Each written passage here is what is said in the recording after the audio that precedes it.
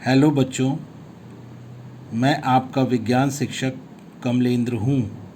आज हम लोग कक्षा 10 विज्ञान के अध्याय 11 मानव नेत्र तथा रंग बिरंगा संसार के अंतर्गत अनुच्छेद 11.2 दृष्टि दोष तथा उनका संशोधन के अंतर्गत दीर्घ दृष्टि दोष के बारे में जानकारी प्राप्त करेंगे। दीर्घ दृष्टि दोष को दूर दृष्टि दोष या दूरदृष्टिता भी कहते हैं। जैसा कि नाम से हमें आभास हो रहा है कि दीर्घ दृष्टि दोष या दूरदृष्टि दोष में दूर की वस्तुएं देखने में कोई दोष होता होगा, परंतु ऐसा नहीं है। दूर दृष्टि दोष युक्त कोई व्यक्ति दूर की वस्तुओं को तो स्पष्ट देख सकता है, परंतु पास रखी या निकट रखी वस्तुओं को सुस्पष्ट नहीं देख पाता है। सुस्पष्ट शब्द से अर्थ है कि अच्छी तरह से स्पष्टता के साथ नहीं देख पाता है। ऐसे नेत्रों में जो कमियां उत्पन्न होती हैं, उनके बारे में हम लोगों ने मानव नेत्र में दृष्टि दोष का जो पहला वीडियो था उसके अंतर्गत जानकारी प्राप्त की थी। उसमें जो पहला बिंदु था,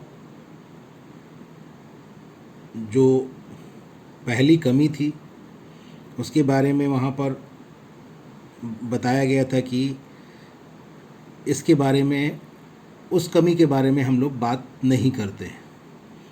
उस वीडियो में आप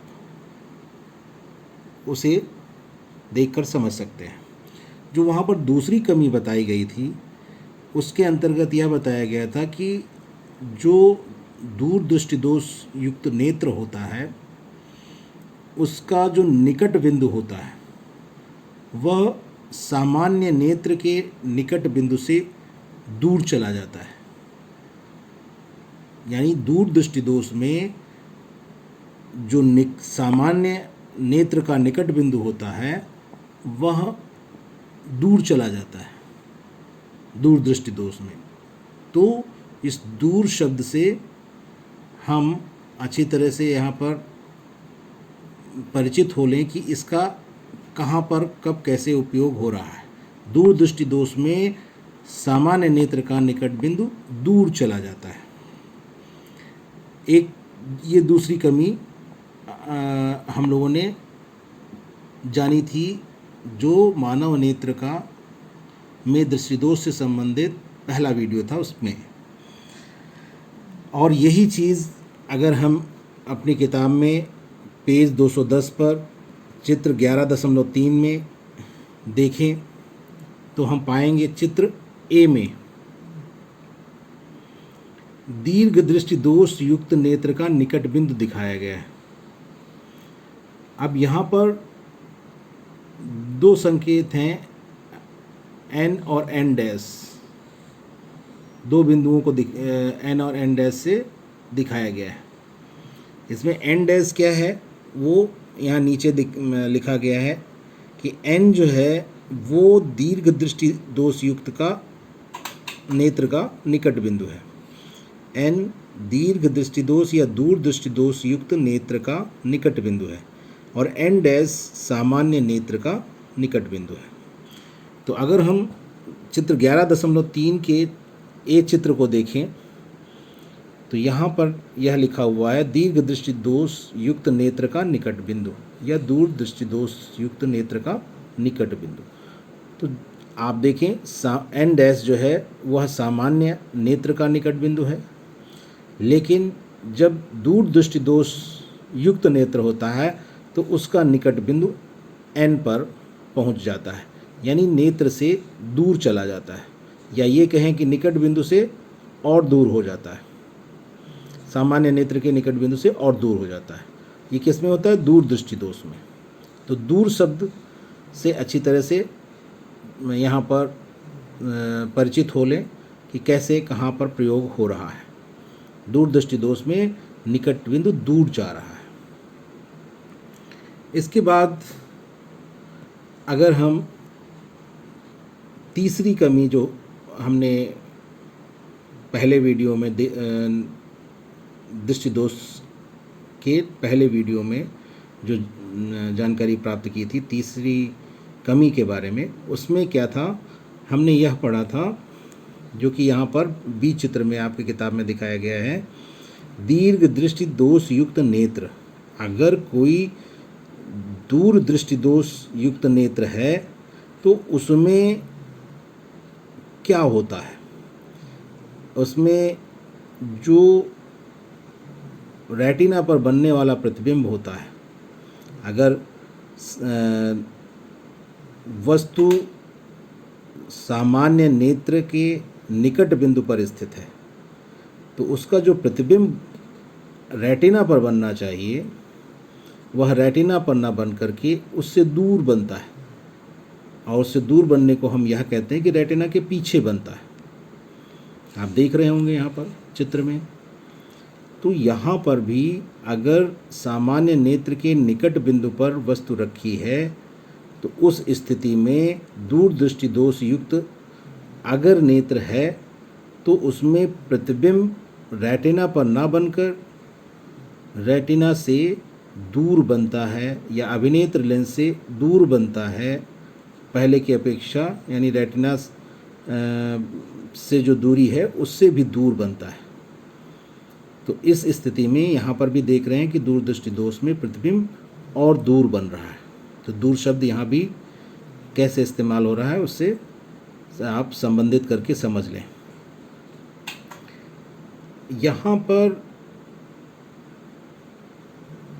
ये कमी जो थी ये तीसरी कमी थी जो हमने दृष्टि दोष के पहले वीडियो में जानी थी। अब बात आती है कि इस तरह का जो दोष उत्पन्न होता है इसे हम दूर कैसे करें, इसका निवारण कैसे करें, इसमें संशोधन कैसे करें।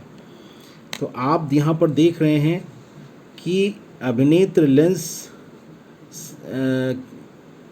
से जो अपवर्तन के पश्चात जो किरणें निकल रही हैं वह अभिसरित होकर के रेटिना के पीछे जाकर के मिल रही हैं, लेकिन हमें तो प्रतिबिंब बनाना है रेटिना पर। तो जब रेटिना पर बनाना है तो हमें हमें क्या करना होगा? हम चाहेंगे कि ये जो अपवर्तित होने वाले अभिनेत्र लेंस से अपवर्तित होने वाली जो किरणें हैं वो थोड़ा और अभिसरित हो जाएं और अंदर की ओर मुड़ जाएं, वो ज़्यादा अपवर्तित हो जाएं। ऐसा अगर हो जाए तो क्या होगा? ये जो बाहर जाकर के किरणें अपवर्तित किरणें मिल रही हैं वो रेटिना पर मिलने लगेंगी, और उस स्थिति में हम जो चाहते हैं कि रेटिना पर प्रतिबिंब बने वह रेटिना पर प्रतिबिंब बनने लगेगा। अर्थात यहाँ पर हमें किरणों को अंदर की ओर मोड़ना है, यानी उनका अपवर्तन ज़्यादा हो जाए किसी तरीके से, और इस तरह से हम ये कह सकते हैं कि इनका अभिसरण, ये अभिसरित होने की क्रिया होती है।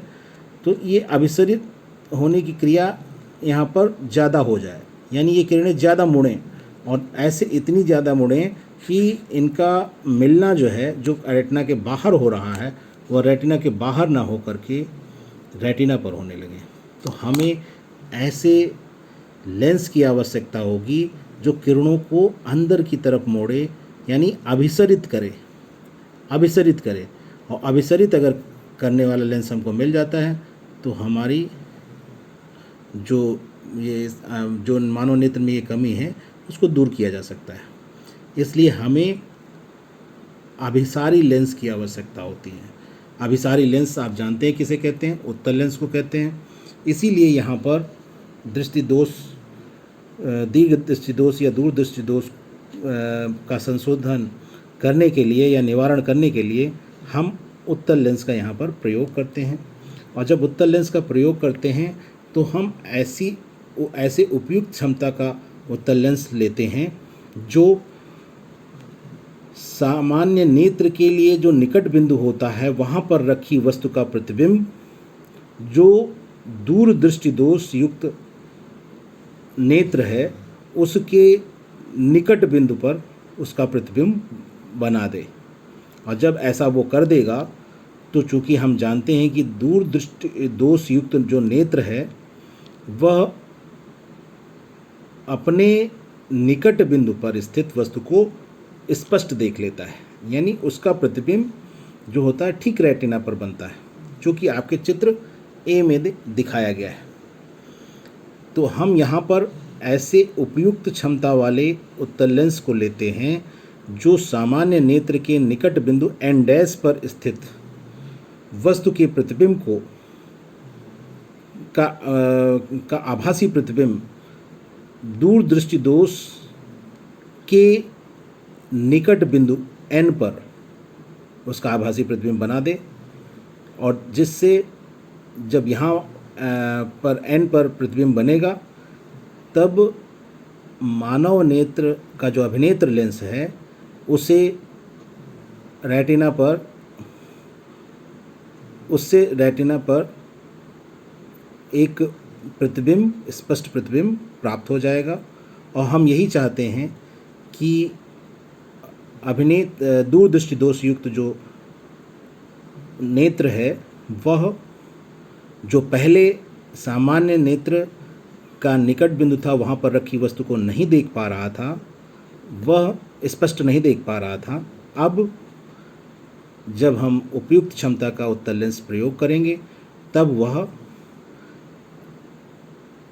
दीर्घ दृष्टि दोष या दूर दृष्टि दोष युक्त नेत्र के निकट बिंदु पर एक आभासी प्रतिबिंब देखेगा और फिर उसका प्रतिबिंब रेटिना पर स्पष्ट प्रतिबिंब प्राप्त होगा और इस प्रकार दूर दृष्टि दोष का निवारण हो जाएगा। ठीक इसी प्रकार हमने पिछले वीडियो में निकट दृष्टि दोष में भी देखा था कि यहाँ पर भी जो ए चित्र था 11.2 का ए चित्र था उसमें ओ पर दूर बिंदु दिखाया गया था जो निकट दृष्टि दोष युक्त नेत्र का दूर बिंदु था, उसे ओ से दिखाया गया था। वास्तव में सामान्य नेत्र के लिए अनंत पर होता है, परंतु जब निकट दृष्टि दोष युक्त नेत्र होता है उसका दूर बिंदु ओ पर यहाँ पर दिखाया गया था। अब हम जो इस निकट दृष्टि दोष युक्त नेत्र का जब संशोधन करते हैं तो वहाँ पर हमें अवतल लेंस की आवश्यकता होती है। यह हमने पिछले वीडियो में जानकारी प्राप्त की है, लेकिन हम इससे समानता दिखा रहे हैं यहाँ पर कि चूँकि निकट दृष्टि दोष युक्त नेत्र में दूर बिंदु ओ पर होता है और जब संशोधन हम इस दृष्टि दोष का करते हैं तो ऐसा उपयुक्त क्षमता का अवतल लेंस लेते हैं जो अनंत पर रखी वस्तु के प्रतिबिंब को, आभासी प्रतिबिंब को निकट दृष्टि दोष युक्त नेत्र का जो दूर बिंदु होता है वहाँ पर बना देता है और फिर उस प्रतिबिंब का स्पष्ट प्रतिबिंब रेटिना पर हमें प्राप्त हो जाता है, क्योंकि जो निकट दृष्टि दोष युक्त नेत्र होता है वह अपने दूर बिंदु पर स्थित प्रतिबिंब को रेटिना पर स्पष्ट देख लेता है। ठीक इसी प्रकार आपका यहाँ पर दूर दृष्टि दोष में जो दूर बिंदु है उसका वहाँ पर हमें प्रतिबिंब प्राप्त करने की आवश्यकता होती है। इसीलिए उत्तल लेंस हम ऐसा उपयुक्त क्षमता का उत्तल लेंस लेते हैं जो मानव नेत्र के सामान्य मानव नेत्र के निकट बिंदु पर स्थित जो वस्तु है उसका आभासी प्रतिबिंब वह दूर दृष्टि दोष युक्त नेत्र के निकट बिंदु पर बना देता है और फिर इस आभासी प्रतिबिंब का प्रतिबिंब हमें रेटिना पर स्पष्ट प्राप्त होता है और इस प्रकार दूरदृष्टि दोष युक्त नेत्र का संशोधन हो जाता है। अब इसका कारण क्या होता है, इसको हम समझें थोड़ा सा। आप देख रहे हैं कि जो बी चित्र है इसमें आप स्पष्ट देख रहे हैं कि प्रतिबिंब बनना चाहिए रेटिना पर, और रेटिना पर ना बन के प्रतिबिंब बन जा रहा है रेटिना के पीछे, यानी दूर बन जा रहा है। इससे लग रहा है कि जैसे अभिनेत्र लेंस की फोकस दूरी बढ़ गई हो और इस कारण प्रतिबिंब दूर बन रहा है। तो यहाँ पर हम यह कह सकते हैं कि एक कमी तो यह हो सकती है कि अभिनेत्र लेंस की फोकस दूरी बहुत बढ़ गई हो या पहले की अपेक्षा बढ़ गई हो, तो एक कमी ये हो सकती है। दूसरी कमी का जो कारण है, पहला कारण जो था वो यह हमें यहाँ पर स्पष्ट हो रहा है, और दूसरा कारण यह हो सकता है कि आपका जो प्रतिबिंब तो यहाँ पर रेटिना पर बनना चाहिए, ऐसा लगता है जैसे नेत्र गोलक का आकार छोटा हो गया हो, और नेत्र गोलक का आकार जब छोटा हो जाएगा तब भी प्रतिबिंब बाहर जा कर के या रेटिना के पीछे बनने लगेगा। तो दो कारण दूरदृष्टि दोष के हो सकते हैं। एक तो अभिनेत्र लेंस की फोकस दूरी का अत्यधिक हो जाना या बढ़ जाना, और नेत्र गोलक के आकार का या व्यास का कम हो जाना या नेत्र गोलक का छोटा हो जाना। तो ये इस बी चित्र से ही स्पष्ट हो जाता है। ऐसा ही निकट दृष्टि दोष में भी जो बी चित्र था उससे भी उसकी कमियों के कारण का पता चल जाता था। तो इसे आप इस समानता को देखते हुए अगर याद करेंगे, इसे समझेंगे, तो आपके लिए आसानी होगी। इस वीडियो में बस इतना ही। धन्यवाद।